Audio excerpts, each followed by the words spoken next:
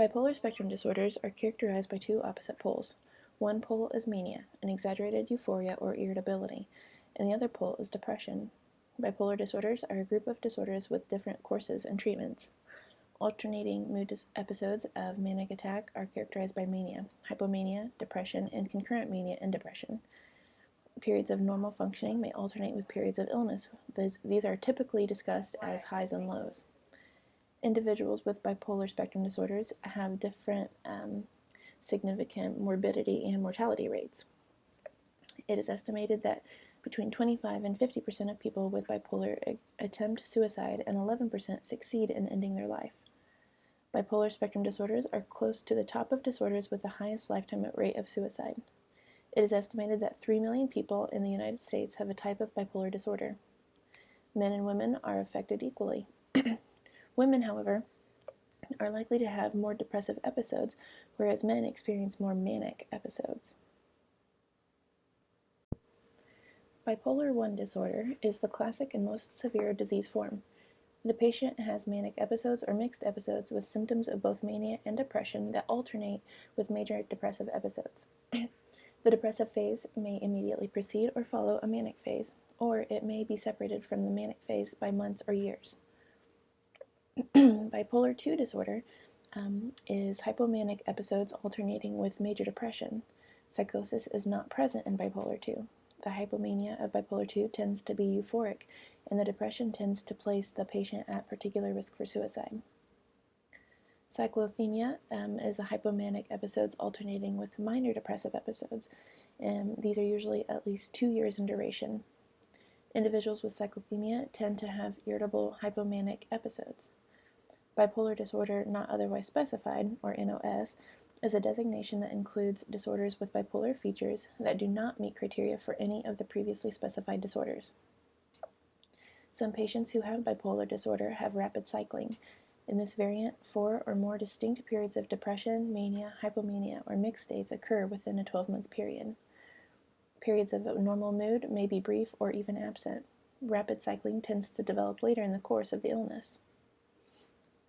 Mania or hypomania with mixed features is used when a patient in a full bipolar or hypomanic mood displays at the same time depressive symptoms. For example, increased activity or agitation and feelings of worthlessness or suicidal ideation at the same time. As rapid cycling can occur with either bipolar I or bipolar II disorder, the distinction between bipolar I and II diagnoses in conjunction with the rapid cycling or mixed mania specifiers is crucial. Each dictates specific treatment implications and appropriate medical interventions. Unipolar depression affects women more than men and appears later in life. Sleep disturbances manifest as general insomnia, difficulty falling asleep, or waking repeatedly at night. A loss of appetite and diminished interest in eating are common. Depression may be agitated, which is like pacing or restlessness in a patient, and then episodes often last longer. Bipolar depression affects men and women more equally than unipolar depression. Onset is usually much younger, in the vicinity of around 18 years of age. Disturbances in sleep manifest as hypersomnia, excessive tiredness, and difficulty waking up in the morning. Changes in appetite often take the form of binge eating and cravings for carbs, which may alternate with loss of appetite. Bipolar depression is more often marked by psychomotor retardation. Patients with bipolar depression are also at higher risk for drug abuse and suicide than those with unipolar depression. American psychologist and professor of psychiatry Kay Redfield Jamison is one of the world's foremost authorities on bipolar disorder. She's spent her career researching, lecturing, and writing seminal books on the condition, a condition that she also happens to have had her entire adult life. In her memoir, An Unquiet Mind, Jamison details what it really means to be bipolar. She writes of not sleeping for days on end, of feeling long periods of euphoria, and filling whole notebooks with her racing thoughts and grandiose ideas. While in these manic states, she experienced a tremendously inflated sense of self-esteem and did impulsive things that felt good at the time but had painful consequences, like going on lavish shopping sprees, engaging in promiscuous behavior, racking up credit card debt, and emptying her bank accounts. But these episodes were followed by emotional crashes, crippling bouts of depression that sent her into a suicidal spiral. At the age of 28, Jameson tried to kill herself by taking an overdose of lithium, lapsed into a coma, but thankfully emerged from it determined to find help through medication and therapy. Through her research and writing, Dr. Jameson has pioneered our understanding of bipolar disorder, depression, and the nexus of mental struggles that we now think of as mood disorders. And she's probably one of the best ambassadors we have for all those people who live successful, productive lives with mental illness. Just like the anxiety disorders we talked about last time, mood disorders are misunderstood. They're diluted by depictions of depression as something that can be treated with one day at a spa, or descriptions of people as manic depressive just because they were sad yesterday and aren't today. As students of psychology, our job is to understand what mood disorders really are, how they manifest themselves, and what might cause them. And as you probably guessed, this can be pretty tough terrain to explore. These disorders can take people from terrifying highs to pits of despair that seem all but bottomless. But in between, there's what Jameson has called a rich, imaginative life, all made possible by your moods.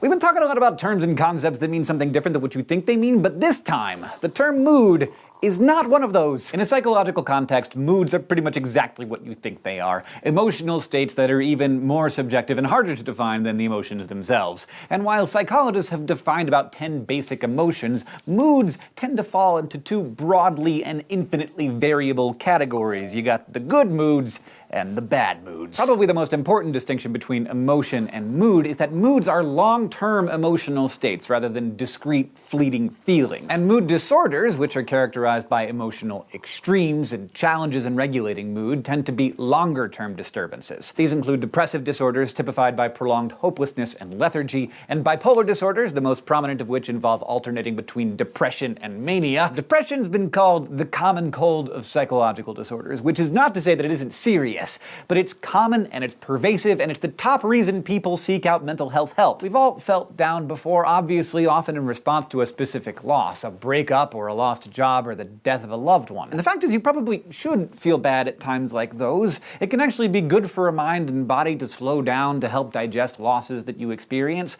but in general, sadness is temporary. It's when sadness and grief extend beyond the generally accepted social norms or plunge into a depth that causes serious dysfunction that you find yourself in the territory of depressive disorders. The DSM-5, our handy if super flawed user's guide to psychological disorders, officially diagnoses a major depressive disorder when a patient has experienced at least 5 signs of depression for more than 2 weeks. These symptoms include not just depressed mood, but also significant weight or appetite loss or gain, too much or too little sleep, decreased interest in activities, feeling worthless, fatigued, or lethargic, difficulty concentrating or making decisions, and recurrent thoughts of death or suicide. So while everyone experiences sadness, depression is a physiological as well as psychological illness. It messes with your sleep and appetite and energy and neurotransmitter levels, all interfering with the way your body runs itself. Plus, in keeping with our definition of psychological disorders to be considered a true disorder, this behavior needs to cause the person or others around them prolonged distress, the feeling that something is really wrong. Just as a person with severe generalized anxiety disorder may never want to leave the house, a clinically depressed person often feels so hopeless and overwhelmed that they have trouble living a normal life. And unlike the bipolar disorders, the depressive disorders tend to be all lows. You've probably heard of manic depression. It's the outdated term for bipolar disorders. These include those classically dark lows of depression, but also bouts of the opposite, of extreme mania in more severe cases. Someone suffering from a bipolar disorder may flip back and forth between normal and depressive and manic phases within a single day or week or month. And a true manic episode doesn't just mean being energetic or happy. It's a period of intense, restless, but often optimistic hyperactivity in which your estimation of yourself and your abilities and your ideas can often get skewed, like really, really skewed. Some patients experience mania only rarely, but when they do, it can be destructive. Kay Jameson has testified to that. Once during a manic episode, she bought up a drugstore's entire supply of snakebite kits, convinced of an imminent attack of rattlesnakes that only she knew was coming. In another, she purchased 20 books by the Penguin Publishing House because, she said, it could be nice if the penguins could form a colony. In other words,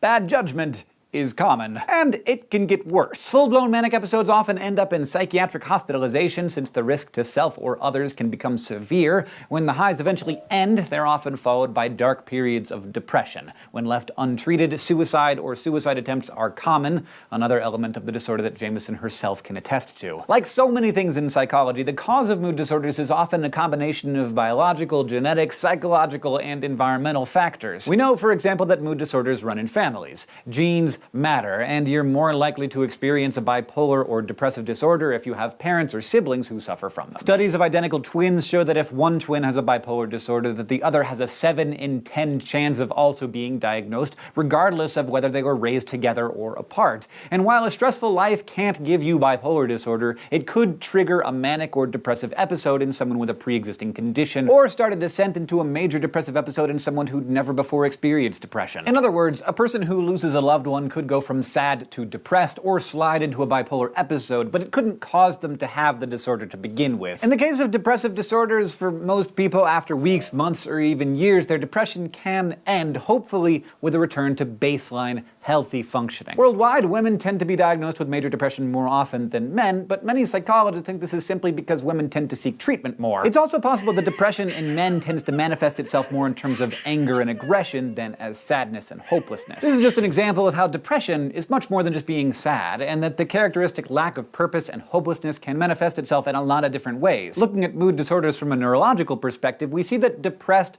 manic, and average brains show very different brain activity in neuroimaging scans. As you might expect, a brain in a depressed state slows down, while a brain in a manic state shows a lot of increased activity, making it hard for that person to calm down or focus or sleep. Our brain's neurotransmitter chemistry also changes with these different states. For example, norepinephrine, which usually increases arousal and focus, is severely lacking in depressed brains, but kind of off the charts during manic episodes. In fact, drugs that seek to reduce mania in part do it by reducing norepinephrine levels. You may have also heard about how low serotonin levels correlate with depressive states. Exercise, like jogging or breakdancing or whatever, increases serotonin levels, which is one reason exercise is often recommended to combat depression. And most medications designed to treat depression seem to work by raising serotonin or norepinephrine levels. And of course, there's yet another way to look at things. The social cognitive perspective examines how our thinking and behavior influence depression. People with depression often view bad events through an internal lens or mindset that influences how they're interpreted.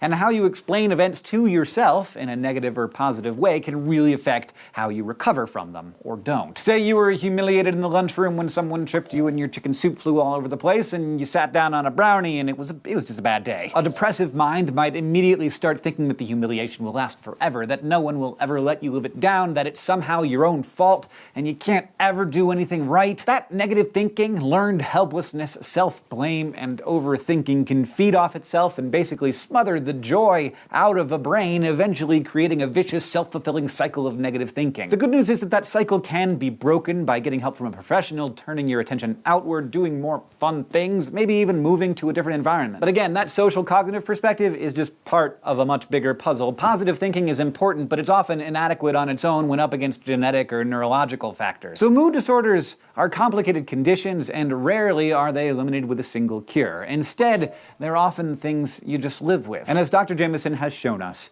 you can live well. Today, we talked about what mood disorders are as well as what they aren't. You learned about the symptoms of depressive and bipolar disorders and the possible biological, genetic, environmental, and social cognitive causes of mood disorders. Thank you for watching this episode, which was brought to you by Marshall Scott and CredibleFind.com. Thank you so much to all of you who have supported us. To find out how you can become a sponsor or supporter, just go to Subbable.com/crashcourse.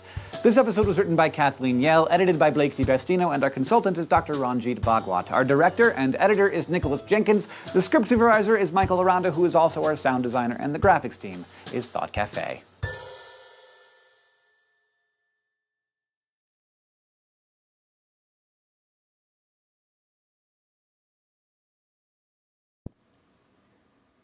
There are several theories that exist regarding bipolar disorders. First are genetic factors. Twin, family, and adoption studies have provided significant evidence to support the view that bipolar disorders have a strong genetic component. Next are neurobiologic factors. During a manic episode, patients with bipolar disorder demonstrate significantly high plasma levels of norepinephrine and epinephrine, and people with depression have decreased levels of epinephrine and norepinephrine. Then we have neuroendocrine factors. The hypothalamic pituitary adrenal axis, or the HPA axis, modulates the stress response and is involved in maintaining homeostasis. It's been closely scrutinized in people with mood disorders for decades. Lastly, we talk about neuroanatomical factors. Some studies with patients with severe recurrent bipolar disorders have identified ventricular enlargement, cortical atrophy, and sulcal widening. The higher resolution MRI scans identified reduced volumes in the hippocampus, medial orbital cortex, and anterior cingulum.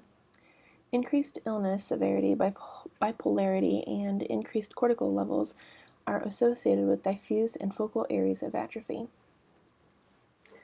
Psychological influences, as stated before, play a major role in bipolar disorders.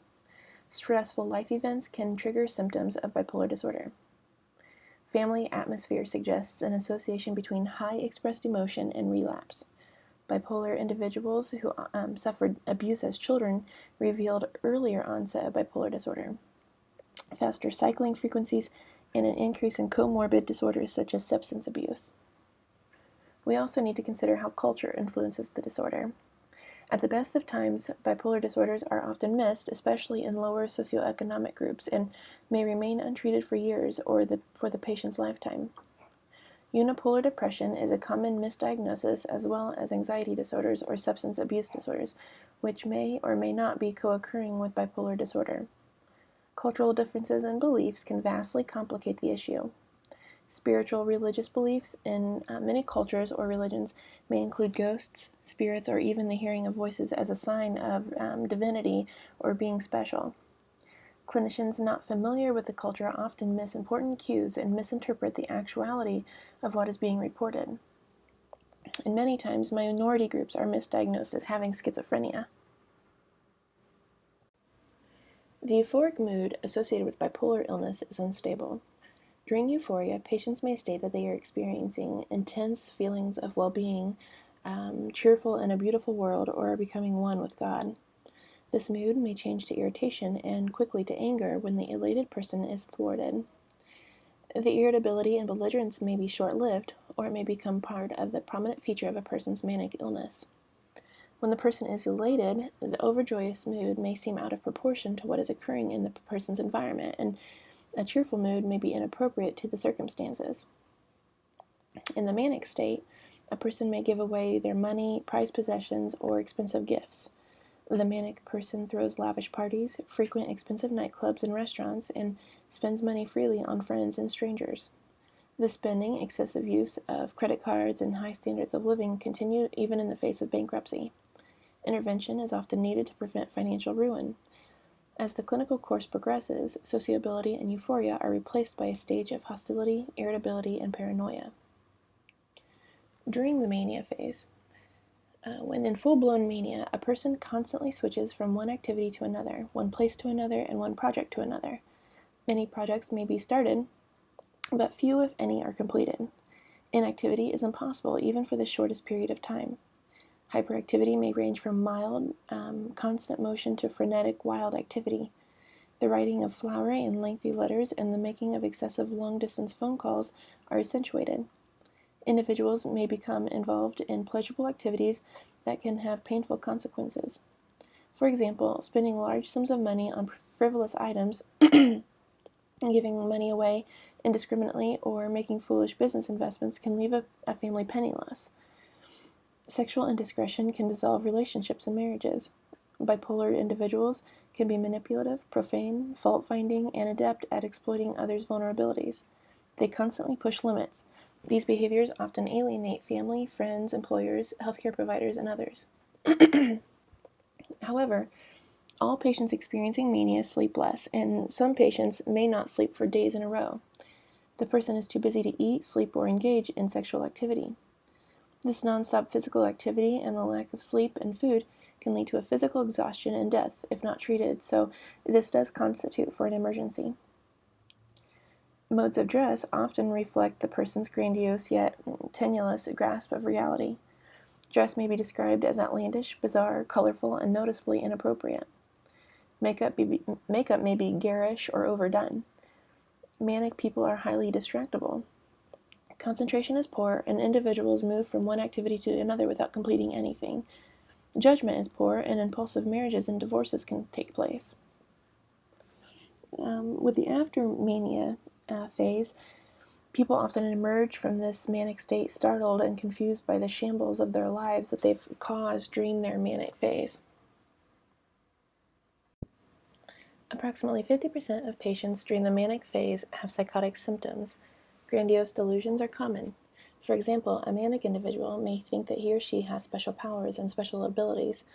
At other times, or concurrently, the delusions may be of paranoid nature. Sensory perceptions may become altered as the mania escalates, and hallucinations may occur. However, in hypomania, no evidence of delusions or hallucinations is present. Flight of ideas is a nearly continuous flow of accelerated speech with abrupt changes among topics that are usually based on understandable associations or a play on words. At times, the attentive listener can keep up with the changes even though direction changes constantly. Speech is rapid, verbose, and circumstantial. When the condition is severe, speech may be disorganized and incoherent. The content of speech is often sexually explicit and ranges from grossly inappropriate to vulgar. Themes in the communication of the manic individual may revolve around extraordinary sexual prowess, brilliant business ability, or unparalleled artistic talents, even though this person may only have average ability in these areas, if any at all. Speech is not only profuse, but also very loud, bellowing, or even screaming. One can hear the force and the energy behind the rapid words. As mania escalates, the flight of ideas may give way to cling associations. These associations are the stringing together of words because of their rhyming sounds without regard to their meaning. An example of this may be someone saying, Cinema 1 and 2, last row, row, row, row your boat, don't be a cutthroat, cut your throat, get your goat, go out and vote, so I wrote. So for that, then you have this grandiosity. It's an apparent in both the ideas expressed and person's behavior. People with mania may exaggerate their achievements or importance, state that they know famous people, or believe that they have great powers. The boast of exceptional powers and status can take delusional proportions in mania.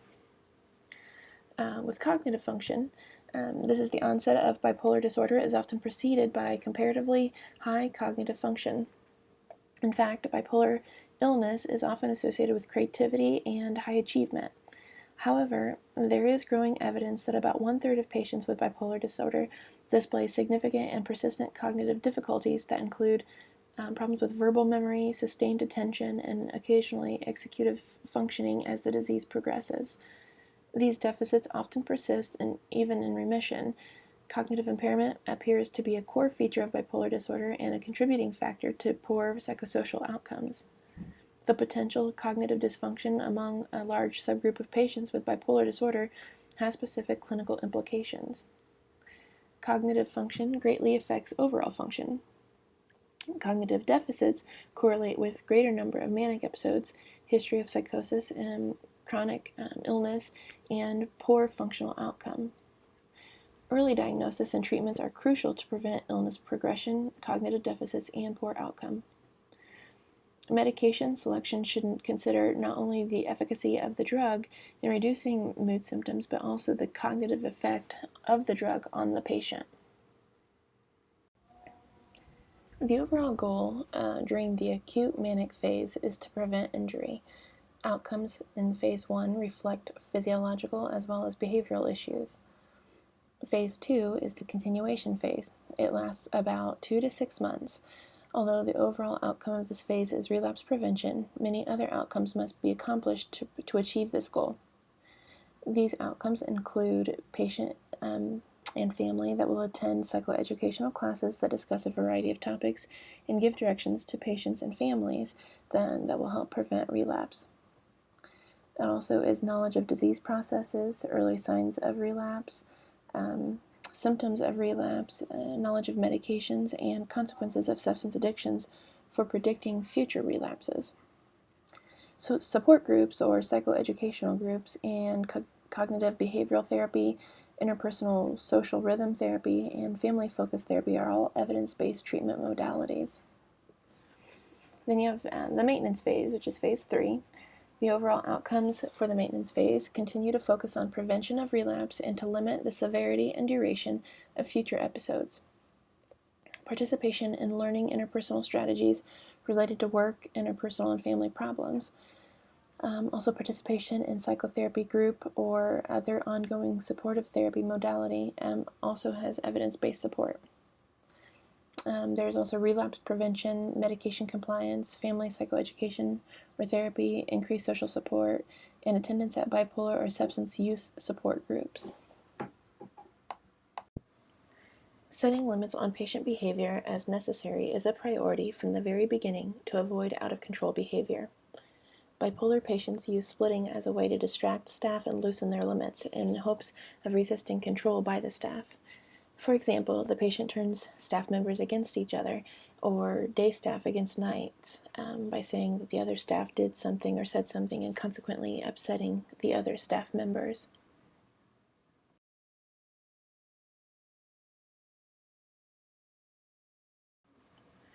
Control during the acute phase of hyperactive behavior almost always includes immediate treatment with an antipsychotic. However, when a patient is dangerously out of control, seclusion or restraints may also be indicated. Seclusion provides comfort and relief to many patients who can no longer control their own behavior, and seclusion serves the following purposes. It reduces overwhelming environmental stimuli, protects a patient from injuring self, others, or staff, and prevents destruction of personal property or property of others.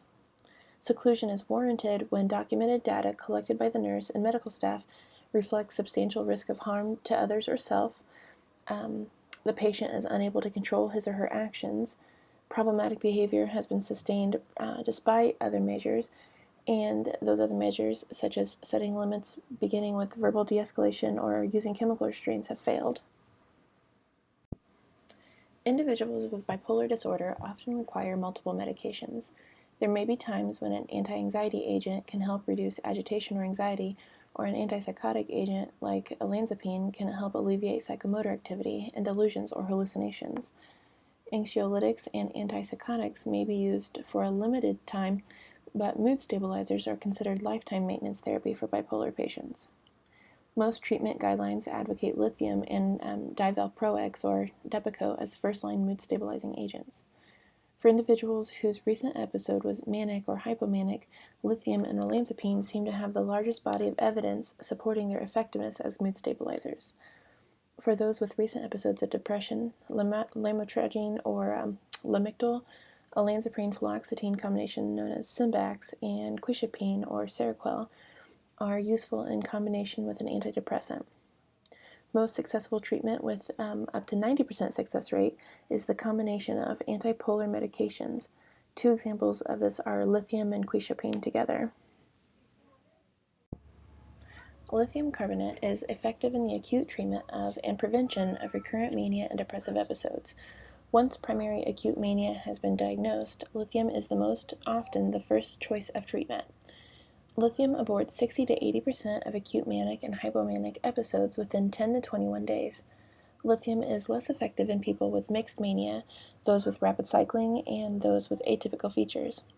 Lithium is particularly effective in reducing elation, grandiosity, expansiveness, flight of ideas, irritability and manipulation, and anxiety. Sodium depletion and dehydration increase the chance for developing lithium toxicity, which is why it is important to teach patients taking lithium to maintain normal salts and fluid levels in their diet. Lithium carbonate is effective in the acute treatment of and prevention of recurrent mania and depressive episodes. Once primary acute mania has been diagnosed, lithium is most often the first choice of treatment. Lithium aborts 60 to 80% of acute manic and hypomanic episodes within 10 to 21 days. Lithium is less effective in people with mixed mania, those with rapid cycling, and those with atypical features. Lithium is particularly effective in reducing elation and grandiosity, expansiveness, flight of ideas, irritability and manipulation, and anxiety. Sodium depletion and dehydration increase the chance for developing lithium toxicity. That's why it's important to teach patients taking lithium to maintain normal salt and fluids in their diet. The major disadvantage of lithium is that improvement is gradual. Anti-manic effects begin 5 to 7 days after the onset of treatment, but it can take up to 3 weeks to adequately control the symptoms of mania. The other agents given in conjunction with lithium to help control the mania are then withdrawn when lithium reaches a therapeutic level. Lithium levels are best obtained approximately 12 hours after the administration of the most previous dose. Blood levels are initially drawn weekly or biweekly until therapeutic levels are reached. For acute mania, a blood level of 0.6 to 1.2 milliequivalents per liter would be within the initial range. For maintenance therapy, lithium levels should range between 0.4 to 1 milliequivalents per liter. However, 0.6 to 0.8 are effective for most. Levels higher than 1.5 milliequivalents per liter can result in significant toxicity. A typical maintenance dose is 300 milligrams of lithium carbonate 3 to 4 times daily. The therapeutic window between therapeutic levels and toxic levels is very small with lithium, so plasma levels should be monitored routinely. In the beginning, levels should be monitored every 2 to 3 days to keep the levels within therapeutic range.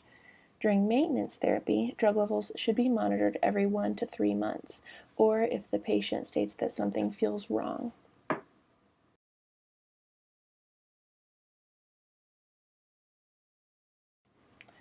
Some clinicians suggest that patients with bipolar disorder need to be given lithium for 9 to 12 months, but most advocate lifelong lithium maintenance to prevent further relapses. However, complete suppression occurs in only 50% or fewer patients, even with the compliance with the maintenance therapy regimen. Therefore, both the person with a bipolar disorder and his or her significant other should be given careful instructions about the purpose and requirements of lithium therapy, its adverse effects, its toxic effects and complications, and situations in which the physician should be contacted. The patient and family also should be advised that suddenly stopping lithium can relapse and recurrence of mania. Box 16.1 in your book outlines patient and family teaching regarding lithium therapy. Patients need to know that 2 major long-term risks of lithium therapy are hypothyroidism and impairment of the kidney's ability to concentrate urine. Therefore, a person receiving lithium therapy must have periodic follow-ups to assess thyroid and renal function. Healthcare providers need to stress to patients with bipolar disorder and their families the importance of discontinuing maintenance therapy gradually.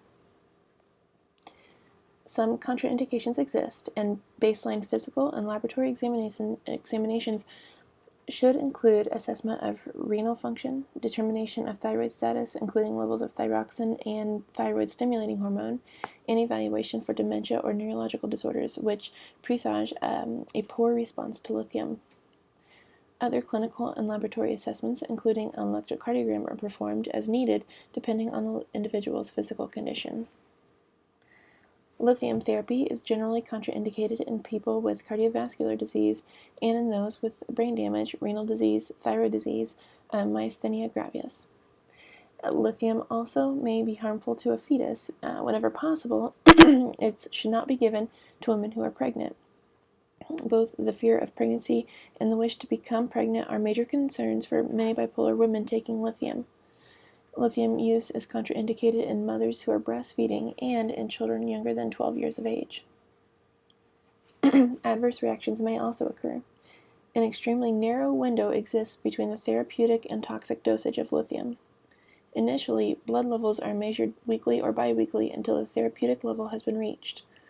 After therapeutic levels have been reached, blood levels are determined every month. After 6 months to a year of stability, measurements of blood levels every 3 or more months may suffice. Labs should be drawn 8 to 12 hours after the last dose of lithium is taken. You can refer back to Table 16.5 for other side effects, signs of lithium toxicity, and interventions. Anticonvulsants used in bipolar and other disorders are especially effective in controlling mania and depression. They are superior in dysphoric mania and in rapid cycling. Anticonvulsants are the drugs of choice for bipolar depression. They are more effective when there is no family history of bipolar disease. They are effective at dampening affective swings in schizoaffective patients and at diminishing impulsive and aggressive behavior in some non-psychotic patients. They're also very helpful in cases of alcohol and benzodiazepine withdrawal. Valproic acid is useful in treating those who don't respond well to lithium and are in acute mania, who experience rapid cycles, who are in dysphoric mania, or who have not responded to carbamazepine. It is also helpful in preventing manic episodes.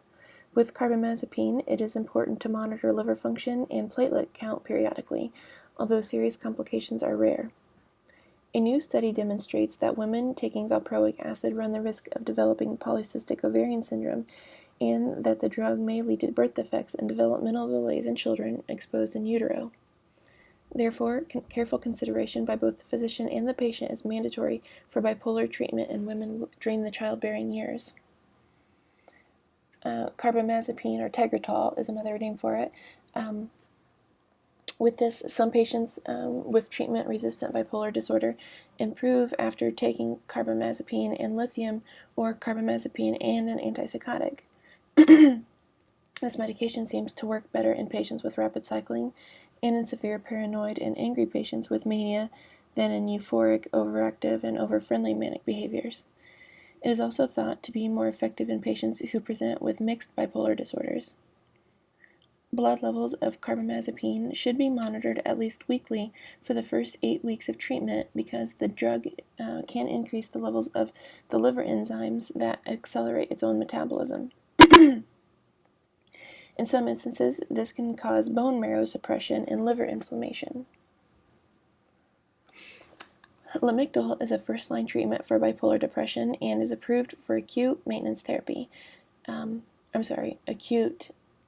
maintenance therapy. It is generally well tolerated, but there are two concerns with this agent. One is a rare but serious dermatological reaction. It's a life-threatening rash, or potentially life-threatening. Patients should be instructed to seek immediate medical attention if a rash appears, although in most cases they're benign. Another problem with Lamictal is that in August of 2010, the U.S. Food and Drug Administration announced that aseptic meningitis is another rare but serious side effect of Lamictal. Clonazepam and lorazepam are useful in the treatment of acute mania in some patients with treatment-resistant mania. These drugs are also effective in managing the psychomotor agitation seen in mania. They should be avoided, however, in patients with a history of substance abuse. In addition to showing sedative properties during the early phase of treatment, which may help with insomnia, anxiety, and agitation, the newer atypical antipsychotics seem to have mood-stabilizing properties. The 4 FDA-approved second-generation antipsychotics recommended as primary agents in the treatment of both acute and mixed mania are Zyprexa, Risperdal, Abilify, and Geodon. Seroquel is FDA-approved for acute mania but not for mixed. Of the aforementioned medications, only Abilify and Zyprexa are presently approved for maintenance therapy in bipolar disorders. Electroconvulsive therapy is used to subdue severe manic behavior. It is especially helpful in patients with treatment-resistant mania and patients with rapid cycling. ECT is effective in patients with bipolar disorder who experience paranoid destructive features. These are often those who respond poorly to lithium therapy, and is also effective for those patients who are acutely suicidal. Patients and families need information about bipolar illness with particular emphasis on the chronic and highly recurrent nature of the illness. They also need to be taught the symptoms of impending episodes. For example, changes in sleep patterns are especially important because they usually precede, accompany, or precipitate mania. Even a single night of unexplainable sleep loss can be taken as an early warning of impending mania. Health teaching stresses the importance of establishing regularity in sleep patterns, meals, exercise, and other activities. Psychoeducation includes a rich combination of tools to improve functional outcomes for patients and their families. At the very least, psychoeducation increases compliance by improving the regularity of daily life and sleep habits and by providing clear guidelines for both patients and families to follow. Psychotherapy is an important treatment in bipolar illness and results in greater compliance with the lithium regimen. Often, patients receiving medication and psychotherapy place more value on psychotherapy than do the clinicians. Moreover, patients treated with cognitive therapy are more likely to take medications as prescribed than patients who do not participate in therapy.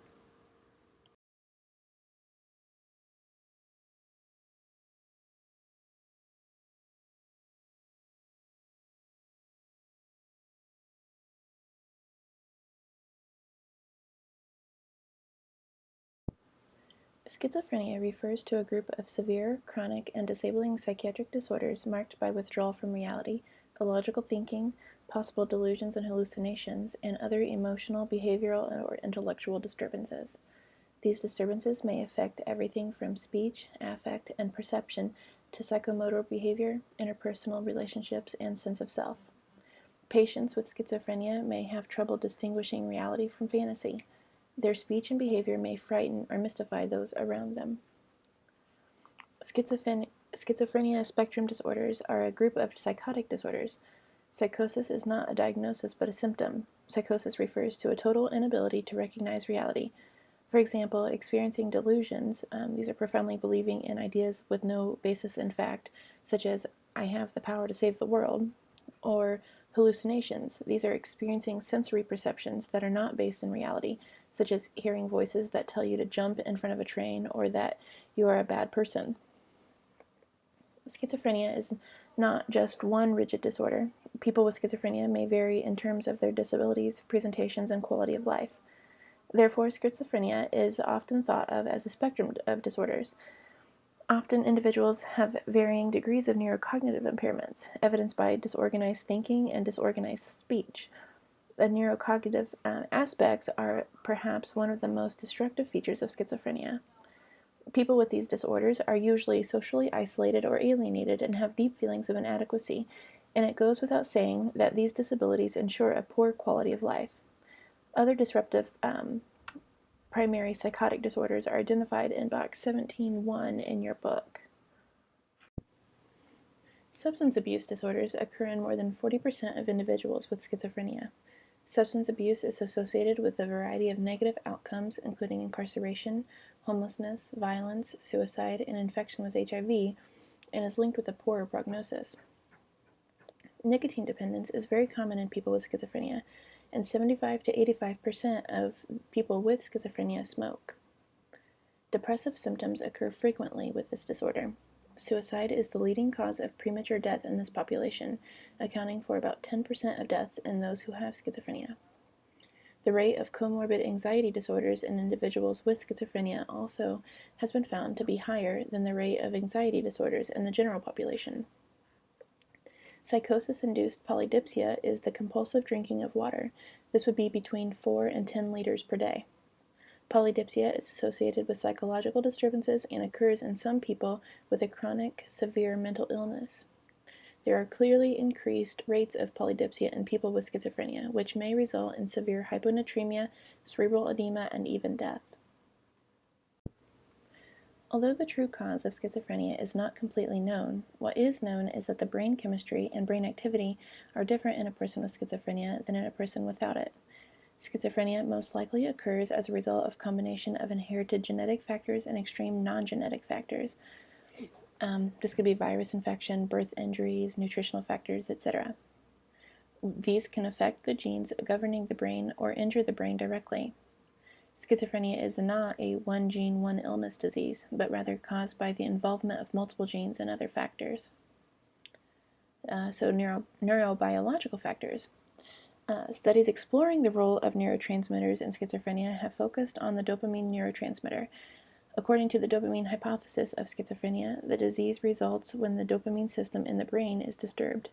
Hyperactivity of dopamine activity in the limbic regions of the brain result in positive symptoms such as hallucinations, agitation, delusional thinking, and grandiosity. Hypoactivity of dopaminergic activity in the frontal region results in negative symptoms such as flattened affect, anhedonia, and defects in executive functions. Despite strong evidence supporting the dopamine theory, not all the data support it. Some people with schizophrenia don't show high levels of this neurotransmitter. This suggests that other factors are involved in their disease processes. Serotonin has been identified to play a role in the causation of schizophrenic symptoms, and its significance is reflected in the development of newer generation of drugs for schizophrenia that targets both dopamine and serotonin receptors in the brain. Some cognitive symptoms of schizophrenia may be associated with abnormalities of glutamate, a neurotransmitter involved in dopamine breakdown as well as learning and memory impairment. The glutamate theory posits that excessive glutamate activity leads to a neurotoxic effect that results in schizophrenic symptoms. Disruptions in the connections and communication with neural circuitry are thought to be severe in schizophrenia. Therefore, it is conceivable that structural cerebral abnormalities cause disruption to the entire circuitry of the brain. Numerous brain imaging techniques, such as computed tomography, MRIs, functional MRI, and positron emission tomography, which is like a PET scan, provide substantial evidence that some people with schizophrenia have structural brain abnormalities. Infants for whom there is a history of perinatal complications are at increased risk for developing schizophrenia as adults. Prenatal risk factors include viral infections such as influenza, toxoplasmosis, and genital reproductive infection. They also have poor nutritional status or starvation, or could have exposure to toxins. Lack of oxygen during birth is also considered a risk factor for the development of schizophrenia. Essentially, any early insult to the brain of a developing fetus or child leads to brain abnormalities. And, like with any other mental health disorder, culture should be taken into consideration. Although the developmental pattern of schizophrenia is consistent across cultures, studies find that some symptoms of schizophrenia as well as prognoses were more severe in industrialized nations than in developing countries. Different cultural groups may view and interpret symptoms seen in schizophrenia in entirely different ways. What is considered normal or acceptable in one culture may be seen as pathological in another. In some subculture groups, visions or voices are integral and expected part of various religious experiences. In some cultural settings, people who experience hallucinations may be perceived as gifted or special. In another culture, a person experiencing the same phenomenon may be received as being possessed or evil, and therefore they are taunted, isolated, or punished. In either of these two scenarios, effective treatment may be prolonged or never obtained. A person's cultural background can influence the content and form of the positive and negative symptoms of schizophrenia. For example, in Ireland, where religious devoutness is highly valued, delusions may include sainthood and religious content. In industrial advanced countries, like America, that focus on surveillance and sinister use of technology, delusions may assume a more paranoid flavor. You may hear people say they are being spied on or on their televisions or being under surveillance by the FBI. In Japan, one's honor and social conformity is prized. Therefore, delusions centering around slander or fear of being humiliated publicly are much more common. Therefore, it would be not surprising at all in a culture that they believe in ghosts, witches, or evil spirits for delusions, and this would contain ancestral ghosts or witches. The following are the phases in the course of the disease. The first is the prodromal phase. These are the signs and symptoms that precede the acute, fully manifested signs and symptoms of the disease. Prodromal symptoms occur in up to 80 to 90% of people with schizophrenia before the emergence of frank psychosis.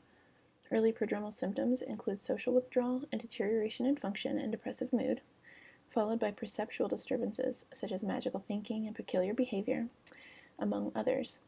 Prodromal symptoms may appear a month to a year before the first psychotic break and represent a clear deterioration in previous functioning. Essentially, the symptoms include perceptual difficulties, increased stress and depression, anxiety and sleep disturbances, and declined functional ability. Speech may be characterized by obscure symbolism. Late in the phase, words and phrases may become indecipherable. Frequently, the history of a person with schizophrenia reveals that during adolescence the person was withdrawn from others, lonely or perhaps depressed, and expressed vague or unrealistic plans regarding their future. With the acute phase, there are periods of florid positive symptoms such as hallucinations or delusions, as well as negative symptoms including apathy, withdrawal, lack of motivation, and cognitive symptoms.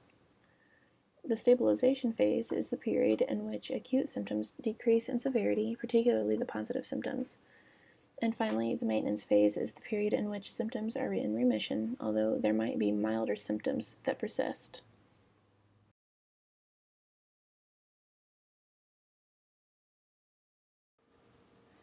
Positive symptoms are symptoms that are not present in most individuals, but are found in patients with schizophrenia. They include primary delusions, hallucinations, paranoia, and disordered speech and thoughts. These are also referred to as florid psychotic symptoms as they capture our attention. 3 decades of analysis of treatment and study findings indicate that perhaps these florid psychotic symptoms may not be the core deficiency after all. The negative symptoms reflect the absence of normal characteristics. They include apathy, lack of motivation, blunted affect, poverty of speech, anhedonia, and asociality. However, perhaps the most debilitating symptoms in the triad are the cognitive symptoms. Cognitive symptoms include impairment in memory, disruption in social learning, and inability to reason, solve problems, or focus attention. The greater the degree of negative and cognitive symptoms, the more likely it is for the person to be unable to function on a job, engage in social activities, and care for themselves adequately and safely. Refer to box 17.3 for a list of positive and negative symptoms. I also added one to your PowerPoint.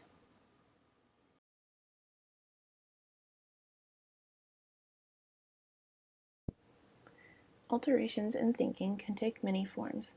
Delusions are most often defined as false fixed beliefs that cannot be corrected by reasoning. They may be simple beliefs or part of a complex delusional system. In schizophrenia, delusions are often loosely organized and may be bizarre. Most commonly, delusional thinking involves the following schemes: ideas of reference, persecution, grandiosity, and somatic sensations. Approximately 75% of people with schizophrenia experience delusions at some time during their illness. The most common delusions are persecutory and grandiose, as well as those involving religious and hypochondriac type ideas. A person experiencing delusions is convinced that what he or she believes to be real is real. The person's thinking often reflects feelings of great fear and isolation. You may hear a patient say, "I know that the doctor talks to the FBI about wanting to get rid of me without being caught, and they all want me dead." Delusions may reflect the person's feelings of low self-worth through the use of reaction formation. At times, delusions hold a kernel of truth. One patient came to the hospital acutely psychotic. He repeatedly told the staff that the mafia was out to kill him. Later, the staff learned that the patient may have been dealing drugs and he had not paid for his contacts, and gang members were trying to find him to hurt or even kill him. Other common delusions observed in schizophrenia are found on the PowerPoint.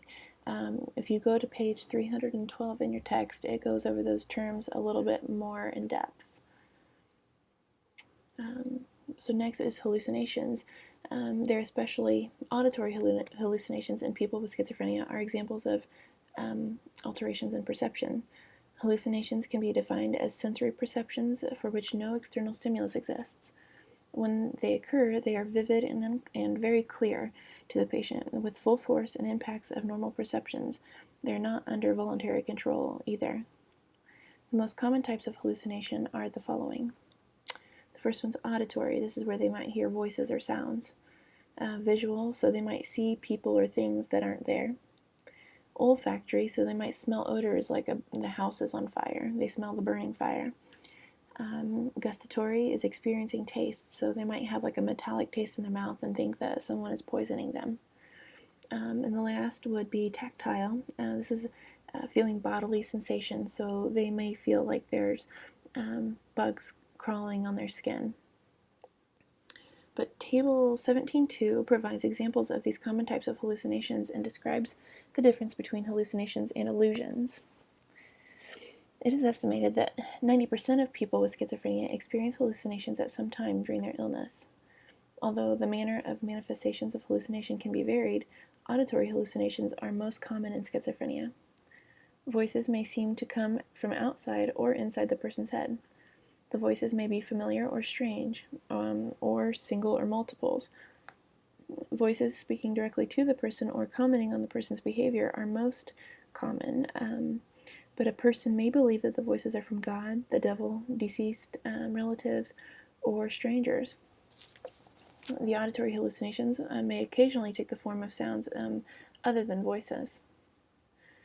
Command hallucinations must be assessed carefully because the voices may command the person to hurt themselves or others.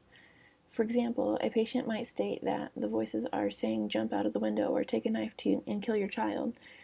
Command hallucinations are often terrifying for the individual. Command hallucinations may signal a psychiatric emergency, especially if the patient is out on their own and they keep repeating what this voice is telling them to do. Patients who can give an identity to the hallucinated voice are also at somewhat greater risk of compliance with the the hallucinations. Then those who aren't really able to recognize the voice, they may be more frightened of the voice. Hallucinations occur less frequently in people with schizophrenia and are more likely to occur in people with organic disorders. Personal boundary difficulties. With this, it says people with schizophrenia often lack a sense of where their bodies end in relationship to where others begin. Patients might say that they are merging with others or are part of an inanimate object. For example, depersonalization is a nonspecific feeling that a person has lost his or her identity. The self is different or unreal. People may be concerned that body parts do not belong to them, or they may have an acute sensation that the body has drastically changed. For example, a woman may see her fingers as snakes, or her arms are rotting wood. A man may look in a mirror and state that his face is that of an animal. Derealization is the false perception of a patient that the environment has changed. For example, everything seems bigger or smaller, or familiar surroundings have become strange and unfamiliar to them. Bizarre and agitated behaviors are associated with schizophrenia and may have a variety of manifestations. Bizarre behavior may take the form of a stilted, rigid demeanor, an eccentric dress, grooming, and rituals. Many of these behaviors are associated with catatonia and may be seen in other conditions as well. Extreme motor agitation is excited physical behavior such as running about in response to inner and outer stimuli, which can be harmful to self as well as to others. Stereotype behaviors are motor patterns that originally had meaning to the person. This could be like sweeping the floor or washing the windows, but are now mechanical and lack purpose. Automatic obedience is the performance by a catatonic patient of all simple commands in like a robot-type fashion. Waxy flexibility, seen in catatonia, is evidenced by excessive maintenance of posture. Patients can hold unusual postures for extensive periods of time. Stupor refers to a state in which the catatonic patient is motionless for long periods of time and may even appear to be in a coma. Negativism is equivalent to resistance. In active negativism, the patient does the opposite of what he or she is told to do. A person does not perform activities that are normal expectations, such as getting out of bed, dressing, and eating. The behavior is termed passive negativity. That is also called catatonia. When patients with schizophrenia are acutely ill, impulse control is lacking. Frequently, the lack of impulse control is expressed in socially inappropriate, agitated behaviors, such as grabbing another cigarette, throwing food on the floor, and obtaining the television remote control, and changing channels abruptly.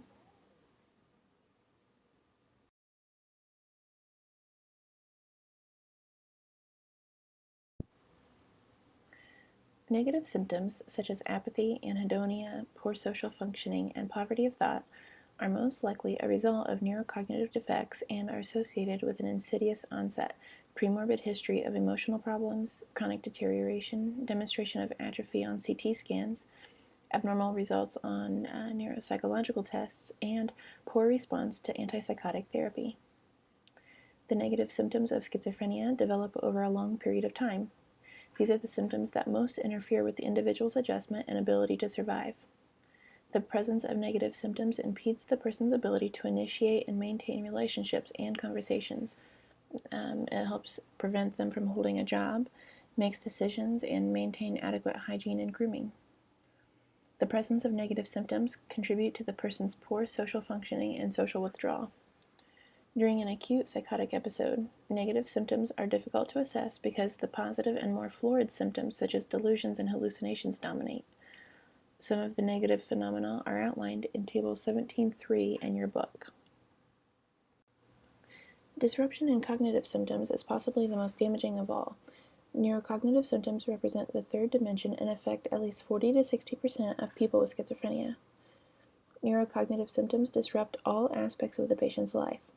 Cognitive impairment destroys a patient's ability to hold a job, initiate or maintain a social support system, or live on his or her own.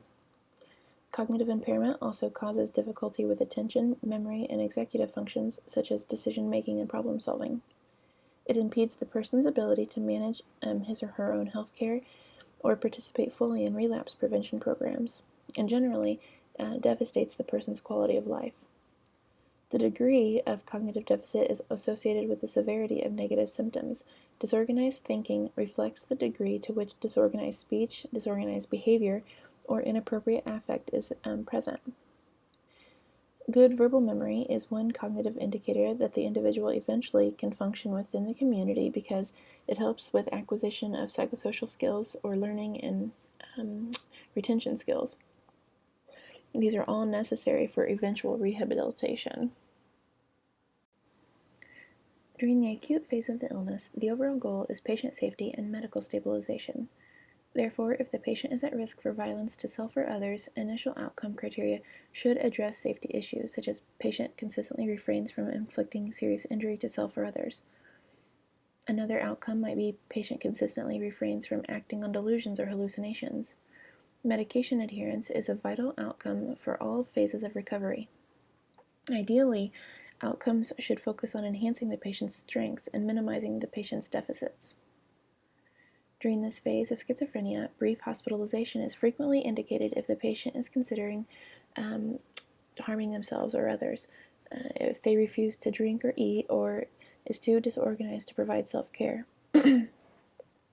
Another indication for hospitalization is the need for treatments.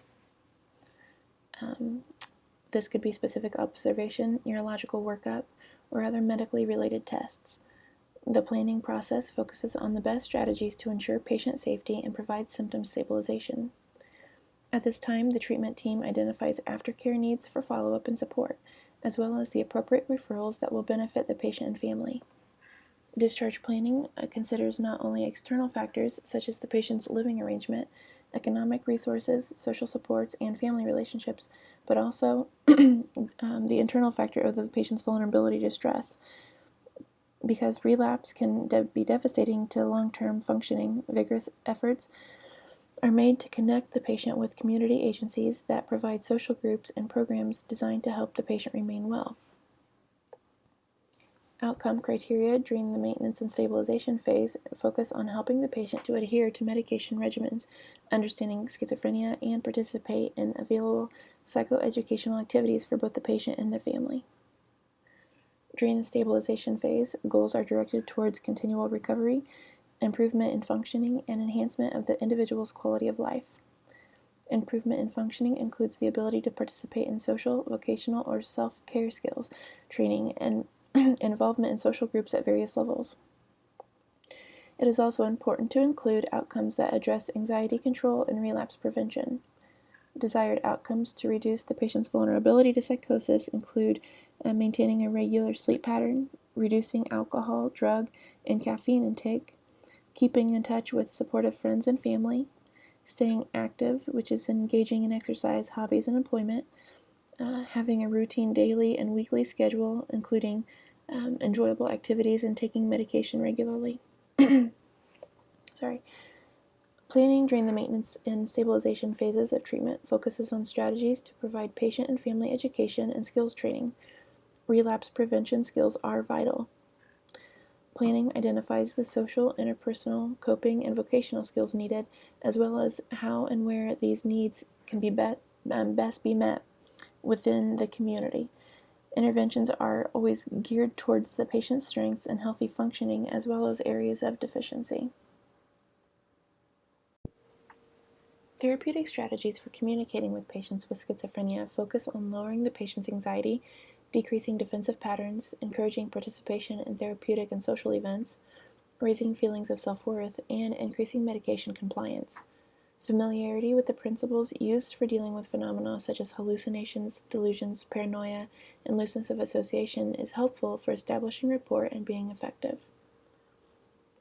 Because hearing voices is the most common hallucinatory experience reported by patients, the nurse initially should try to understand what the voices are saying or telling the person to do. Suicidal or homicidal messages necessitate initiation of safety measures for all members of the healthcare team. Hallucinations are real to the person who is experiencing them. Nurses should approach patients who are hallucinating in a non-threatening and non-judgmental manner. It is thought that when a person is hallucinating, the individual is experiencing anxiety, fear, loneliness, and low self-esteem, and that the brain is not processing stimuli accurately. During the acute phase of the illness, the nurse should maintain eye contact, call the patient by name, and speak simply but in a louder voice than usual. Your patient might say, "I hear my mother's voice saying terrible things about me. She says I am no good and should be punished." So the nurse's response would be, "That must be very upsetting, Tom. Are you feeling upset?" Delusions reflect the misperception of cognitive stimuli. When the nurse attempts to see the world as it appears through the eyes of the patient, it is easier to understand the patient's delusional experience. In this example, the patient might say, "I see now you are in on the CIA plot to drain my brain. You all want me destroyed." And the nurse's response would be something as, "I don't want to hurt you, Tom. Thinking that everyone wants to destroy you must be very frightening." In this example, the nurse clarifies the reality of the patient's experience and empathizes with the patient's apparent experience and feelings of fear. The nurse avoids being drawn into the conversation regarding the content of the delusion, but attempts to identify the feelings that the patient is experiencing. Talking about the person's feelings is helpful, and talking about delusional material is not. A paranoid individual may make offensive yet accurate criticisms of the nurse or the unit policies. It is important that the staff not react to these criticisms with anxiety or rejection of the patient. Staff conferences, peer groups, and clinical supervision are effective ways of looking beyond the behaviors to the motivations of the patient. This provides the opportunity to reduce the patient's anxiety and increase staff effectiveness. It is important to approach a patient who is paranoid in a non-judgmental, respectful manner and use clear and simple language. This helps minimize the opportunity for the patient to misconstrue the meaning of a message. Be honest and consistent with the patient regarding expectations and in enforcing rules. Suspicious people are quick to discern dishonesty. Honesty and consistency increase stability and decrease tension. Explaining to the patient what you are going to do prepares the patient and minimizes the opportunity for misinterpreting your intent as hostile or aggressive. You should avoid laughing, whispering, or talking quietly when the patient cannot hear what is being said. Suspicious patients will automatically think that they are the target of the interaction and interpret it in a negative manner. The symptom of associative looseness often mirrors the patient's autistic thoughts and reflects the person's poorly organized thinking. An increase in this type of communication often indicates that the patient is feeling increased anxiety and an inability to respond to internal and external stimuli. The patient's ramblings also may confuse and frustrate the nurse. The following communication guidelines are useful with a patient whose speech is confused and disorganized. Do not pretend that you understand the patient's communications when you are confused by words or meanings. Tell the patient that you are having difficulty understanding what they're saying. Place the difficulty in understanding on yourself, not the patient. For example, say, "I am having trouble following what you are saying." No, don't say something like, "You are not making any sense." You should look for recurring topics and themes in the patient's communications. For example, "You've mentioned trouble with your brother several times. Tell me more about your brother and your relationship with him." Emphasize what is going on in the patient's immediate environment, what is the here and the now, and involve the patient in simple reality-based activities. These measures can help the patient better focus thoughts. Tell the patient what you do understand and reinforce clear communication and accurate expression of needs, feelings, and thoughts. With health teaching and promotion, family needs to be included in any of the psychological strategies aimed at reducing exacerbation of psychotic symptoms. Education is an essential strategy and includes teaching the patient and family about the illness, helping the patient and family recognize the effect of stress, ensuring an understanding of the importance of medication to a good outcome, encouraging involvement in psychosocial activities, and identifying sources of ongoing support in dealing with the illness are all part of the health teaching. Milieu therapy. Effective hospital care involves more than protection from family, social, or work environments that are stressful or disruptive. Many patients need the structure provided by hospitalization. In fact, patients in the acute phase of schizophrenia improve more on a unit with structured milieu than on any open unit that allows greater freedom. Partial hospitalization programs, halfway houses, and day treatment centers are also there to provide a structured milieu. A therapeutic milieu provides safety, useful activities, resources for resolving conflicts, and opportunities for learning social and vocational skills. An individual with schizophrenia or other related psychotic disorders, especially in the acute phase, are prone to physical violence. Often in response to hallucinations or delusions, during this time, measures needed to be taken to protect the patient and others. Verbal de-escalation efforts and chemical restraints fail to lessen the patient's aggression. Physical restraints and seclusions may also be indicated. With the shifting of care for the seriously mentally ill from inpatient to community-based treatment centers, the need for transitional care is heightened, and the role of the nurse is providing a therapeutic milieu, which would be broadened at that point.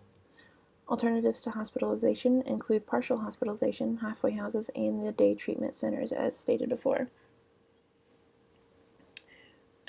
The program for assertive community treatment or assertive community treatment is designed for the most marginally adjusted and poorly functioning patients. Its aim is to prevent relapse, maximize social and vocational functioning, and keep the individual in the community. It emphasizes the patient's strengths in adapting to the community, provides support and assertive outreach, and involves almost all aspects of the patient's life. The PACT or ACT programs provide mobile crisis intervention, supportive cognitive and behavioral therapy, and substance abuse treatment, to name a few. These programs have been shown to reduce hospital admissions and improve quality of life for many of these patients. The PACT treatment is a team approach available all around the clock. Medication adherence is emphasized during this. All evidence-based approaches emphasize the value of family participation in treatment. Families with members who are struggling with schizophrenia often endure considerable hardships while coping with the psychotic and residual symptoms of the illness. Often these families become isolated from their relatives and communities. Families are perhaps the most consistent factor in a patient's life. More than half of patients discharged from a psychiatric facility return to their family of origin. Programs that provide support, education, coping skills training, and social network development are extremely effective. Medication and psychosocial treatments with family interventions have been shown to reduce relapse rates in the treatment of early schizophrenia. A popular approach with patients and families is a psychoeducational approach. It brings education and behavioral approaches into family treatment. The psychoeducational approach recognizes that families are secondary victims of a biological illness. In family therapy sessions, fears, faulty communication patterns, and distortions are identified. Improved problem-solving skills can be taught, and healthier alternatives to situations of conflict can be explored. Family guilt and anxiety can be lessened, which facilitates change. Data support the efficacy of cognitive behavioral therapy in conjunction with medication for reducing the frequency and intensity of delusions and hallucinations, promoting treatment resistance, improving insight and compliance, and alleviating aggression in patients with schizophrenia. People with schizophrenia or delusional disorders that seem to benefit the most are usually chronic outpatients with treatment-resistant forms of the disease who often have distressing delusions or hallucinations. Usually several months are required, although treatment can last for years. Social skills training can improve the level of social activity, foster new social contacts, improve quality of life, and help lower anxiety. Complex behaviors used in daily living are divided into discrete behavioral techniques. This is show how to properly answer the phone and take a message, or how to initiate a social dialogue, or how to even order a meal. Social skills training has shown to improve social competence in patients with schizophrenia, especially in those newly diagnosed with the disease. Typical antipsychotic drugs often produce sedation and extrapyramidal side effects, such as stiffness and gait disturbance. These effects the patient might describe as making him or her feel like a robot. Make sure that you educate the family and the patient on this type of side effect. Table 17A are atypical antipsychotic agents, and Table 17.9 display conventional antipsychotics. These tables will help to differentiate between commonly used drugs and those that are being phased out. All antipsychotic drugs are effective for most acute exacerbations of schizophrenia and for preventing or mitigating relapse. The first-generation agents, or the conventional antipsychotic agents, target the positive symptoms of schizophrenia. This is the hallucinations and delusions again. And the second-generation agents are thought to diminish some of the negative symptoms as well. The second-generation agents have fewer side effects and thus are better tolerated.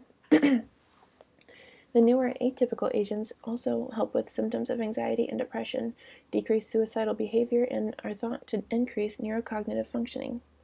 However, as discussed more thoroughly, second-generation agents do come with some serious considerations. These are a higher risk for metabolic syndrome, which would include weight gain, diabetes, and dyslipidemia, which can lead to cardiovascular events and premature death. These agents are also 10 to 20 times more expensive than the more traditional first-generation agents. Table 1710 are nursing measures for extrapyramidal symptoms and neuroleptic malignant syndrome for conventional antipsychotics. 3 of the more common extrapyramidal symptoms are acute dystonia, akathisia, and pseudoparkinsonism. Tardive dyskinesia is an extrapyramidal symptom that usually appears after prolonged treatment, is more serious, and not always reversible. Tardive dyskinesia consists of involuntary tonic muscular spasms that typically involve the tongue, fingers, toes, neck, trunk, or pelvis.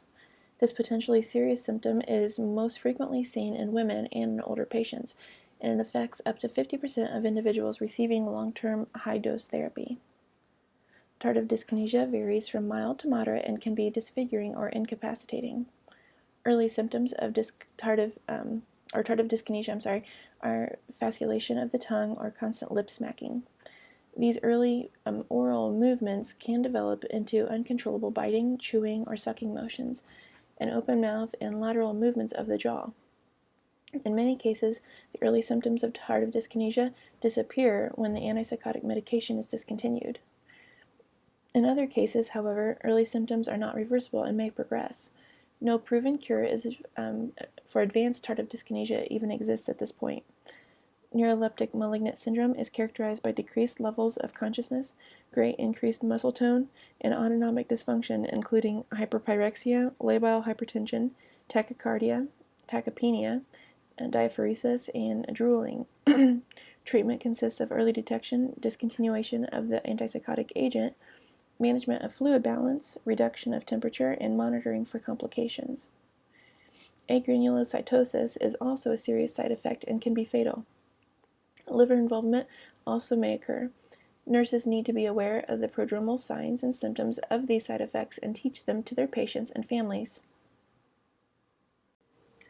The second-generation antipsychotics first emerged in the early 1990s with clozapine. Unfortunately, clozapine produces agranulocytosis in about 0.8 to 1% of people who take it. The drug also increases the risk for seizures. However, clozapine may be used for treatment-refractory patients. The second-generation agents developed after clozapine do not share the same disadvantages as clozapine. The second-generation agents permit more than just control of the most alarming symptoms of schizophrenia, like hallucinations or delusions. They are more apt to improve the quality of life. Although there does seem to be more use of the conventional antipsychotics, the agents still often are chosen as first-line antipsychotics because they have the following characteristics. They have better tolerability with patients than the conventional antipsychotics. They provide reduction of negative symptoms. They improve the neurocognitive defects associated with schizophrenia. They may decrease affective symptoms, that being like anxiety and depression. They're thought to decrease suicidal behavior, reduce neuroanatomical changes, enlargement of the lateral ventricles. They improve cognition and are associated with lower relapse rates. One significant disadvantage of the second-generation agents is that they all, with the exception of Abilify, have a tendency to cause significant weight gain. Weight gain is a serious metabolic side effect and is associated with a cascade of additional side effects. This includes glucose dysregulation, which increases the propensity for diabetes, high cholesterol, which increases the propensity for cardiovascular disease, hypertension, and diminished self-esteem related to weight gain, which leads to problems to adherence with the medication regimen.